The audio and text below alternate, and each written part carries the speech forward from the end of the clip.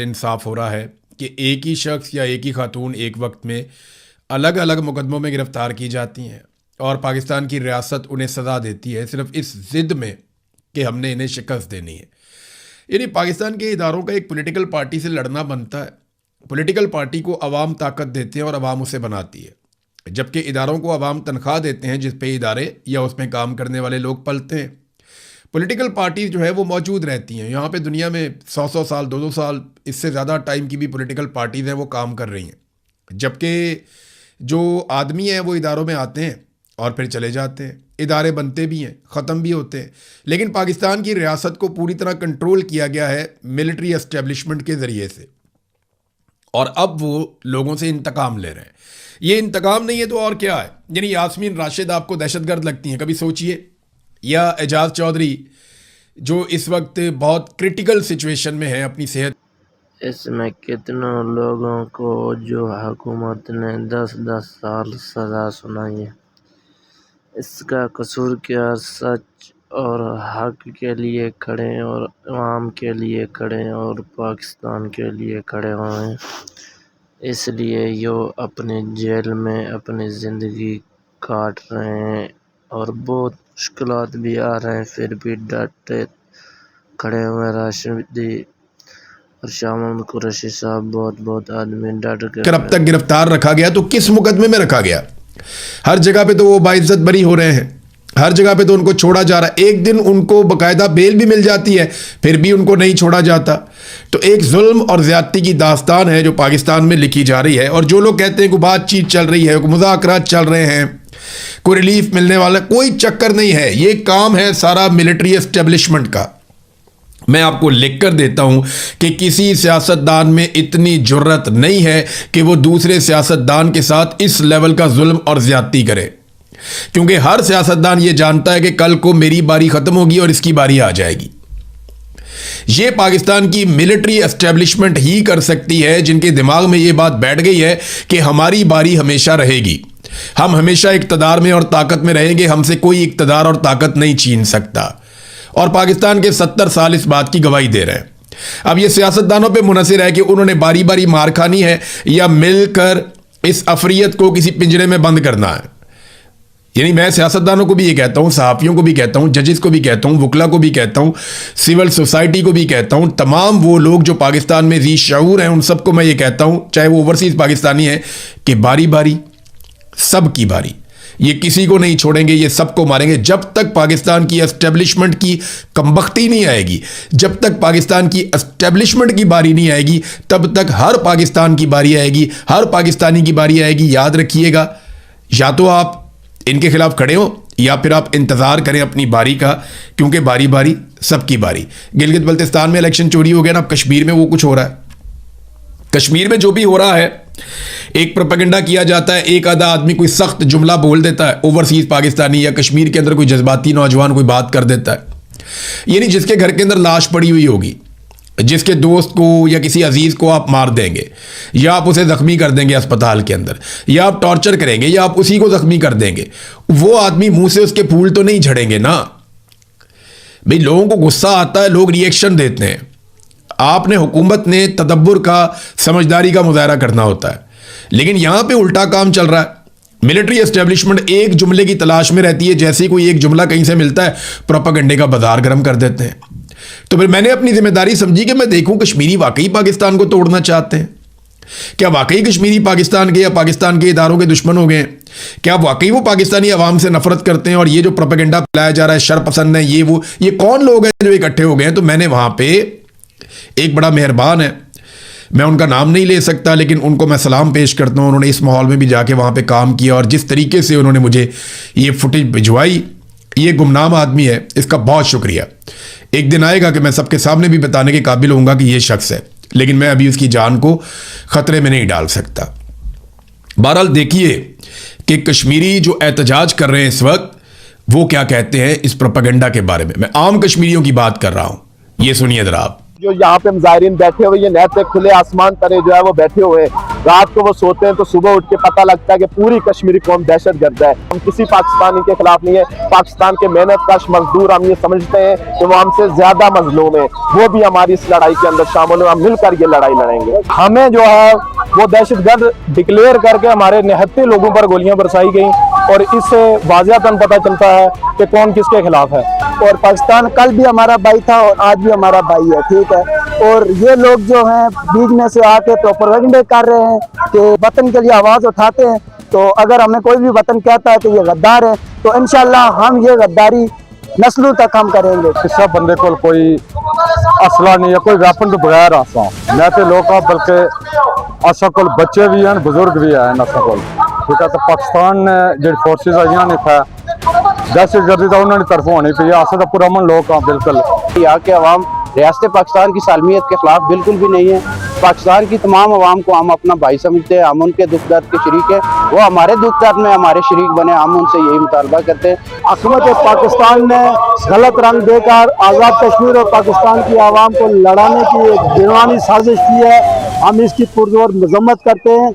और ये हमारी तहरीक ये आज भी जारी है और कल हमारे बुनियादी हकूक मिलने तक ये हमारी तहरीक जारी रहेगी। पाकिस्तानी हमारे पहले भी भाई थे, आज भी हमारे भाई हैं, उनसे हमारी कोई लड़ाई नहीं है। हमारे हकूक जो हमारी डिमांड है वो अपनी गवर्नमेंट से, और हमारी लड़ाई उनके साथ ही है। रोज की बुनियाद पे लोग शहीद हुए हैं, लोगों को जख्मी किया गया है, इस चीज़ के खिलाफ लोग निकले, हमारा साथ दें, हमारी आवाज़। जो अवाम है कश्मीर के वो पाकिस्तान समेत दुनिया भर के अवाम को अपना भाई समझते हैं। हमारी जो लड़ाई है वो लूट मार के इस निज़ाम के खिलाफ है। आवाम के साथ हमारी कोई लड़ाई नहीं है यार, लड़ाई जो होती है वो हमेशा हुक्मरानों के साथ होती है, आवाम के साथ हमारी क्या लड़ाई है। आवाम अपने हकूक के लिए निकली है और इंशाल्लाह आखिरी जद्दोजहद तक हम सड़कों पे ही मौजूद है। ना पाकिस्तान के किसी इदारे से ना किसी के साथ हमारी कोई दुश्मनी है, ना कोई जंग है, ना हम किसी के खिलाफ हैं, हम लोग एक हैं, हम मुसलमान हैं और मुसलमान ही मुसलमान को आके मार रहे हैं और यहाँ नहते लोगों पे गोलियां चलाई जा रही हैं। खुदारा आप लोग भी हमारी आवाज़ दें। तो नादरीन, आपने आम कश्मीरियों की बात सुनी। आम आदमी की बात वैसे कौन सुनता है पाकिस्तान में? पाकिस्तान की एस्टेब्लिशमेंट का आम आदमी के बारे में रवैया इंतहाई तज़हीक आमेज़ है। वो बहुत बदतमीजी करते हैं, आम आदमी को ब्लडी सिविलियन वो कहते हैं और उसे समझते ही कुछ नहीं है। यानी हाई ऑक्टेन जो है वो अमीर आदमी का फ्यूल है, उसके ऊपर लेवी पता कितनी कम की है? 214 रुपए उसके ऊपर लेवी कम कर दी है। यानी उसको कितना बड़ा रिलीफ दिया है इन्होंने कि जनाब लेवी 214 रुपए कम कर दी हाई ऑक्टेन के ऊपर। जहाज का जो पेट्रोल है वो सस्ता किया, आम आदमी का पेट्रोल महंगा किया। ये पाकिस्तान के अंदर स्टेट ऑफ अफेयर्स है, गवर्नमेंट इस तरीके से चल रही है।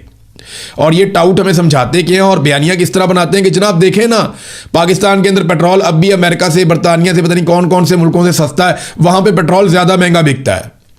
और भाई वहां पे आपने अफोर्डेबिलिटी भी देखनी होती है।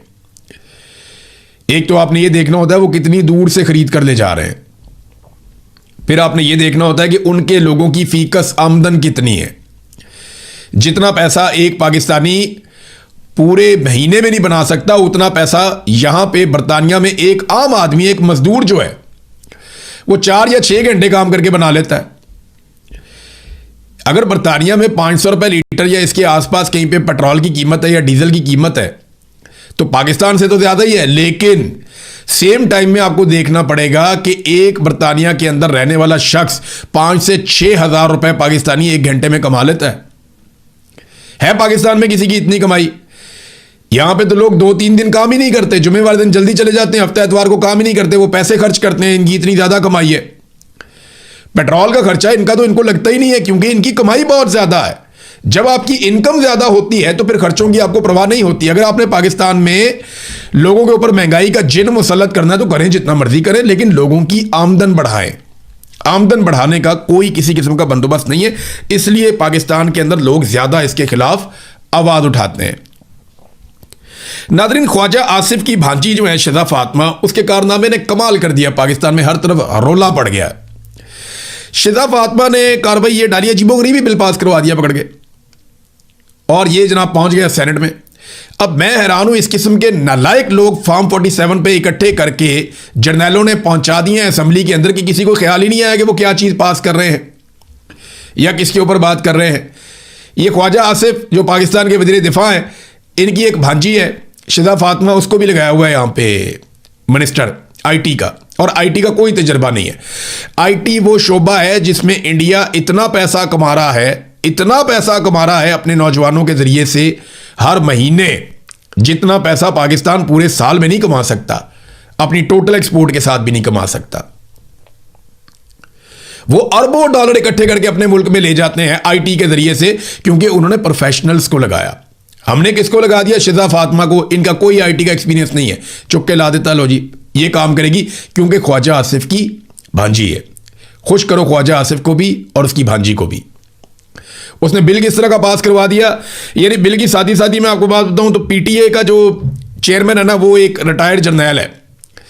जैसे बाकी इदारों में रिटायर्ड जर्नैल बैठे हुए ना, वहां पे पीटीए के अंदर भी एक जर्नैल बिठाया हुआ है, जनरल हफीज। अब उसको ये इख्तियार दे दिया गया इस जर्नैल को कि वो अपने ये जो टेलीकम्युनिकेशन इसके पास महकमा है, उसमें जितनी कंपनीज काम करती हैं नीचे, जो टैक्स देती हैं, इसके जरिए असर भी आती है ना, उनके जरिए से वो जिसकी मर्जी प्रॉपर्टी में बढ़ जाए। यानी ये सहूलत दे दी गई कि जिसकी मर्जी प्रॉपर्टी में जाके तुम खंबा लगा दो, जिसकी मर्जी प्रॉपर्टी में तुम तारे बिछा दो। ये इस जर्नैल को चादर और चार दीवारी का तकद्दुस पामाल करने का पूरा इख्तियार दे दिया गया। और जो बंदा अपनी प्रॉपर्टी का दरवाजा नहीं खोलेगा, ताउन नहीं करेगा तार बिछाने के लिए या खंबा लगाने के लिए, उसको 5 करोड़ रुपया जुर्माना भी हो जाएगा, उसको कैद भी कर देंगे। ये बिल पास हो रहे हैं पाकिस्तान में, और पास करने वाला कौन है जरा ये भी आप देख लें। जनरल मुशर्रफ के दौर में ना, ये बिलाल गौरी साहब हैं जर्नलिस्ट, उन्होंने ये इंकशाफ किया है, तो उनका क्रेडिट है तो मैं उनको दूंगा।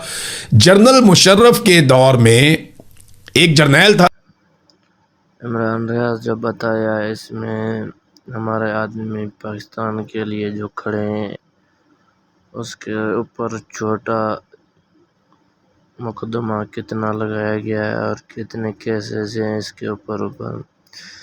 ये सब आवाम के लिए खड़े हैं, इसलिए इसको सज़ा दे रहे हैं हम। आप भी सुनो और इसको आगे भी शेयर करो, और आवाम के साथ और शाह महमूद कुरैशी इमरान खान के साथ डट के खड़ा हो। 5 करोड़ का जुर्माना करके अंदर कर दें, ये ज़्यादा बेहतर नहीं हो जाएगा? इन्होंने मजाक बना दिया पाकिस्तान को, यानी मुखालिफिन को कुचलने के लिए एक और हरबा कि यार ये बंदा पसंद नहीं है, लाओ एक खंबा उधर जाके। ये इस तरह की कार्रवाइयाँ हैं, और हर महकमे के ऊपर अपना जर्नैल बिठाया हुआ है ताकि जब ज़रूरत पड़े बवक्ते ज़रूरत काम आए। जब कहें जनाब ये कार्रवाई डाल दें वो डाल देता है, जब कहें इंटरनेट बंद कर दो वो बंद कर देता है, जब को मोबाइल बंद कर दो वो बंद कर देता है, जब को फलानी कंपनी का बाजू मरोड़ दो मरोड़ देता है। वो जो उसको कहते हैं ना वो वही करता है। तो इन्होंने जर्नैल इसीलिए रखे हुए हर जगह के ऊपर, क्योंकि मिलिट्री एस्टेब्लिशमेंट पूरे तरीके से पाकिस्तान पर राज करना चाहती है। अब पाकिस्तान पीपल्स पार्टी को इसमें तकलीफ हो रही है गिलगित बल्तिस्तान में। वजह यह है कि पीपल्स पार्टी को लगता है कि ये इस्तेहकाम पार्टी की तरफ से आ गई। एक सीट भी इन्होंने नहीं जीती और 4 आज़ाद उम्मीदवार इन्होंने साथ मिला लिए, 2 इनको मखसूस मिल गई। ये 6 सीटों के साथ आकर बैठ गए गिलगित बल्तिस्तान की असेंबली में। ये आए कहां से? ये हैं कौन? इनका सियासी बैकग्राउंड क्या है? इन्हें कौन सपोर्ट कर रहा है? पीपल्स पार्टी को बड़ी